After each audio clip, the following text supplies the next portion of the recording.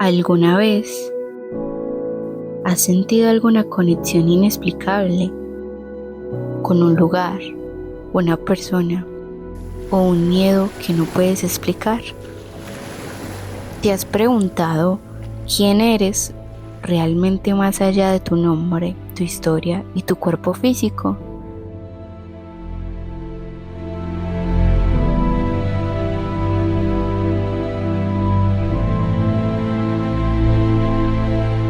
Lo que somos hoy no es solo el resultado de nuestras experiencias actuales. Hay memorias que trascienden en el tiempo, que residen en lo más profundo de nuestra mente y alma. Pero, ¿qué pasaría si existiera una forma de explorarlas?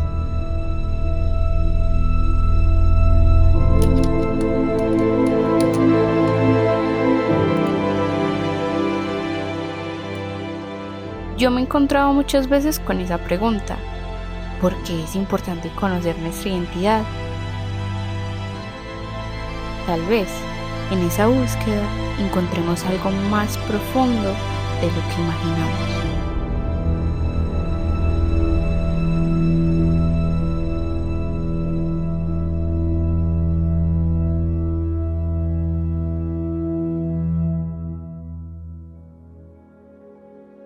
Decidí emprender un viaje en busca de respuestas de diferentes voces, saberes y caminos.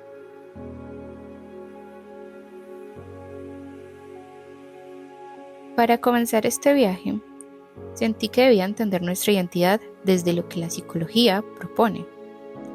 ¿Qué dicen las teorías sobre quiénes somos? Hablé con una psicóloga, quien me ayudó a comprender que nuestra mente es como un gran archivo donde incluso lo olvidado sigue teniendo efecto. Desde la psicología, ¿cómo se define la identidad y qué factores la constituyen? La identidad es una narrativa interna que el ser humano construye a lo largo de su existencia, incluso desde el nacimiento, porque se compone también por aspectos genéticos y que va desarrollando a lo largo de la vida de acuerdo como a las experiencias vividas, ¿cierto? De aspectos que aprende primero de la familia, que es la socialización primaria, luego de los amigos, la escuela, religión, entre otras instituciones. Y esa narrativa interna es lo que le permite darle sentido a la existencia a partir del yo soy. ¿Quién soy yo? Básicamente la identidad responde esa pregunta del quién soy yo. Ahora hablemos de Freud y de los recuerdos reprimidos. Bueno, Freud hablaba de unos mecanismos de defensa, ¿cierto? Entre esos mecanismos de defensa, pues está la represión. La represión básicamente habla de aquellos recuerdos, aquellos aspectos que el ser humano tiene que guardar por allá en el inconsciente para proteger el psiquismo, ¿sí? Para que no hayan rupturas en el psiquismo. Entonces, por ejemplo, una persona que haya tenido una experiencia sumamente traumática, no sé, fue golpeada brutalmente por su madre cuando era niña. Una persona puede mandar ese recuerdo al inconsciente, obviamente todo esto de manera inconsciente, valga la redundancia, para proteger su consciente, ¿sí? Para poder seguir existiendo en el mundo, digámoslo así, de manera cuerda. ¿Cómo los traumas de la infancia pueden influir en la identidad de una persona en la adultez? El trauma siempre está, ¿cierto? Hay que dejar de tenerle miedo al trauma porque el trauma siempre está. Y es porque el trauma básicamente se refiere también a la forma como tú, por esa identidad construida, le das sentido a una experiencia vivida. Entonces, digamos que una persona a sus 4 años sufre la pérdida por muerte de su papá, ¿sí? Esa persona, de acuerdo a cómo va construyendo esa identidad, puede, no en todos los casos es igual, pero puede recibir esa muerte como un abandono. Entonces esta persona puede crecer pensando y sintiendo que su padre la abandonó, porque es que la muerte se siente como eso, porque es una persona que nunca vuelve y tú no logras entender por qué. Entonces, ¿qué puede pasar? Por ejemplo, en la adultez, esta persona puede establecer vínculos supremamente codependientes por este temor profundo al abandono y más cuando se trata, por ejemplo, de una figura paterna. ¿Cómo es este proceso para eliminar el inconsciente? hay diferentes técnicas como las constelaciones familiares, las regresiones, la psicoterapia hegemónica, llamémosla de esa manera, permiten iluminar. Yo siempre digo que la psicoterapia es como una lámpara, es un camino que te permite iluminar la conciencia. Y siempre que tú iluminas la conciencia, hay un proceso transformador, hay un proceso de sanación.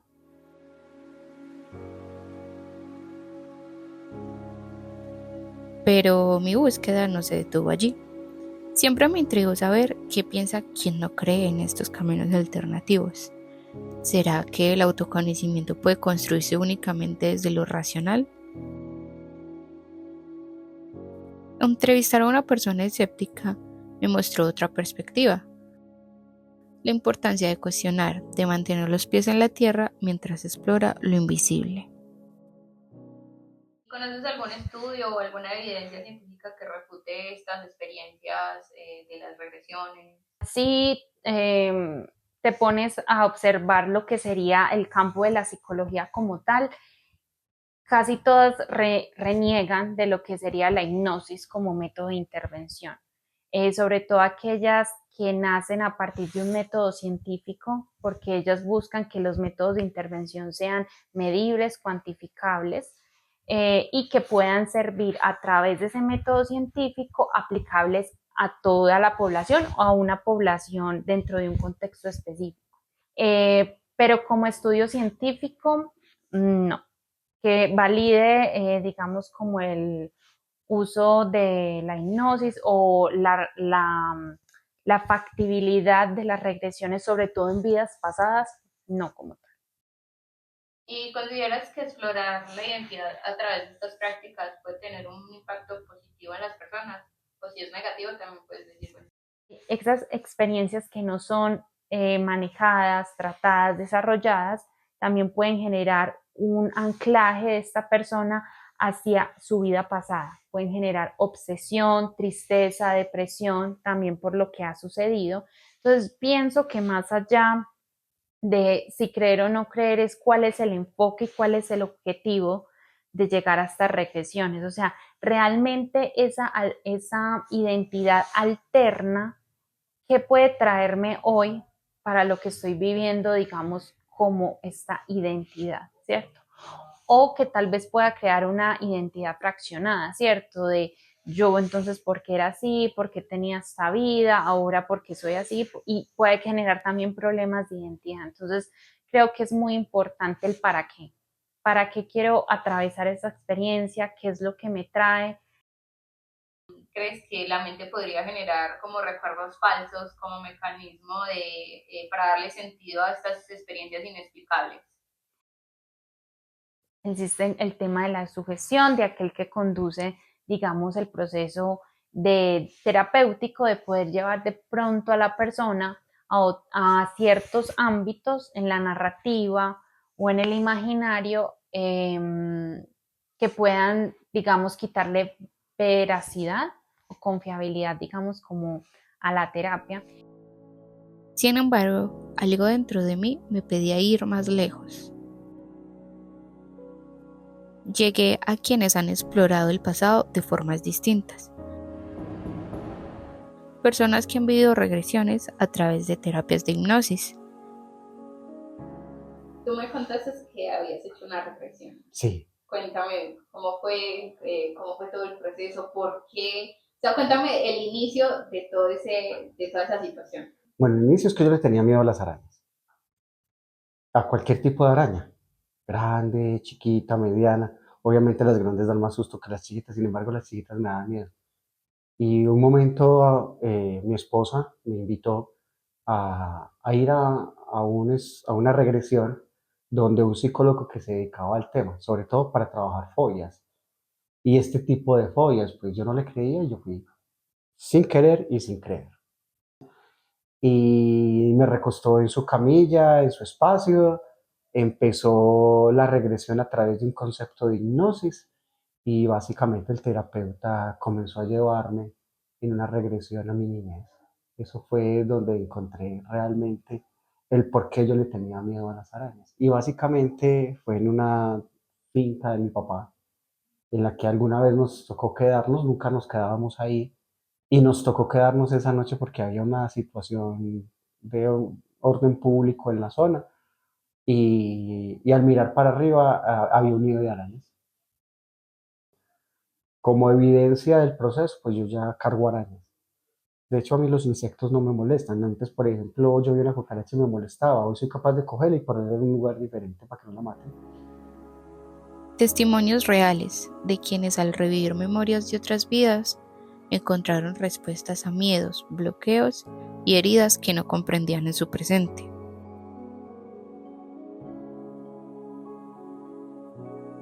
En este viaje conocí también a una terapeuta holística,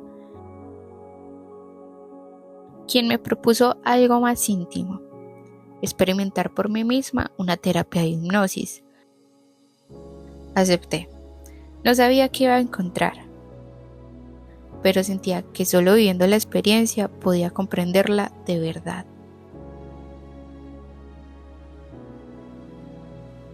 ¿Cómo funciona la hipnosis regresiva, esta terapia de hipnosis? La hipnosis es un proceso en el que le pedimos a nuestra mente consciente, que es la que actualmente nos habita todo el tiempo, que se haga a un lado por un rato y llevamos a tu mente a un estado de ondas cerebrales alfa y teta. Tú puedas sentirte de manera más tranquila, más serena, más suelta y hablar desde lo simbólico. Nuestra mente consciente todo el tiempo habla desde el análisis, de la lógica, desde lo que hemos aprendido a creer. Pero nuestra mente subconsciente nos habla de sensaciones, de colores, de imágenes, de emociones, que nos permite darnos cuenta lo que de manera silenciosa nos habita y que nos hace sentir como una carga.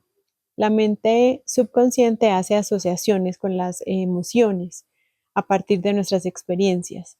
Poder evidenciar esas emociones, liberarlas, hace que toda nuestra energía vaya quedando disponible para crear esa identidad de manera autónoma, consciente.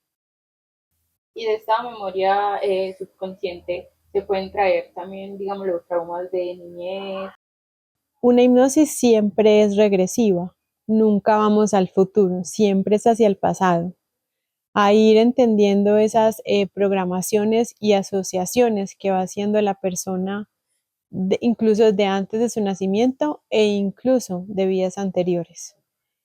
Son recuerdos que habitan en nuestro inconsciente colectivo, en nuestro subconsciente personal, y que al traerlos al presente puedes verlos desde un lugar distinto. Tú te has hecho terapias de hipnosis. Sí. ¿Cómo han sido cuando tú te las haces? Y eso, pues cuéntanos como tu experiencia. Para mí es un estado mágico de conexión conmigo misma, de entender que estoy guardando o que estoy sintiendo de manera no consciente, no analítica, no desde la lógica. Ha sido un viaje muy profundo. Pues he tenido la fortuna de ir a vidas anteriores y de entender cómo esas han estado influenciando esta vida actual. ¿Por qué es importante buscar nuestra identidad? Cuando nos conectamos con esas versiones no limitadas de nosotros mismos, aparece realmente quién eres, esa identidad que es tu alma genuina, que quiere expresarse a través de este cuerpo aquí y ahora y cumplir un propósito muy lindo de transformación y evolución. Lo que ocurrió allí cambió mi percepción de lo que somos y de cuántas memorias guardamos más allá del tiempo. Durante ese recorrido, un libro me acompañó. Muchas vidas, muchos maestros de Brian Weiss. Surge el libro y ese libro parte de la moda que había en los años 90 de hablar con los ángeles y que la gente tenía ángeles y todo el tema. Mi esposa en su momento tenía muchos libros de ángeles y bueno, aquí qué pasa. Conseguimos el libro de muchas vidas, muchos maestros, muchas vidas, muchos sabios. Yo lo conocía con ese nombre, de muchas vidas, muchos sabios. y empezar a entender realmente que según lo que el autor escribe, existen otras vidas. Y las regresiones nos invitan a ir a otras vidas, por eso se llama muchos sabios, muchos maestros, porque entre más vidas pasamos, los maestros comienzan a enseñarnos otros modelos de vida y casi que nos están indicando que cada una de las reencarnaciones o de lo que estamos es haciendo una vivencia que nos complementa.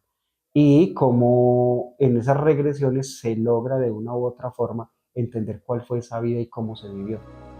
En sus páginas encontró una certeza: sanar el pasado. Aunque sea un pasado olvidado o remoto, este puede transformar radicalmente nuestro presente. Este viaje me enseñó que conocer nuestra identidad no es un lujo ni una simple curiosidad. Es una necesidad profunda, porque solo entendiendo quiénes fuimos, quiénes somos y qué herida cargamos, podemos vivir con mayor plenitud, conciencia y libertad. ¿Tú te harías una regresión? El tema de la regresión, obviamente es un tema de un paradigma personal también, ¿cierto? Hace parte de una creencia.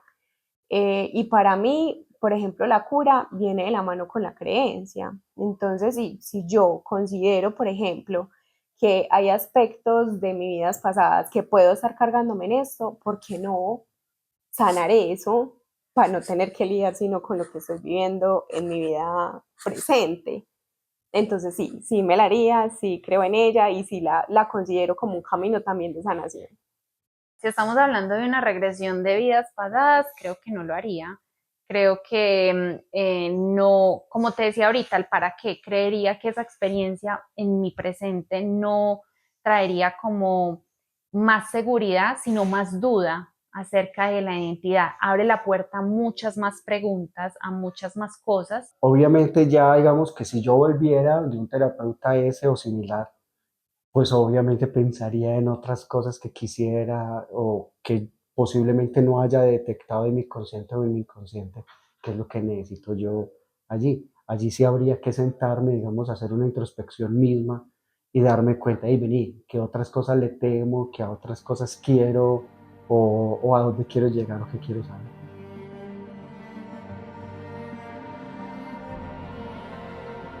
La búsqueda de la identidad es un viaje sin fin.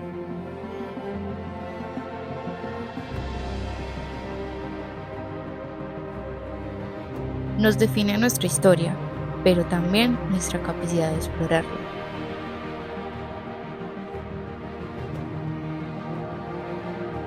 Entonces, la pregunta sigue en pie. ¿Quién eres realmente? Y más importante aún, ¿estás listo para descubrirlo?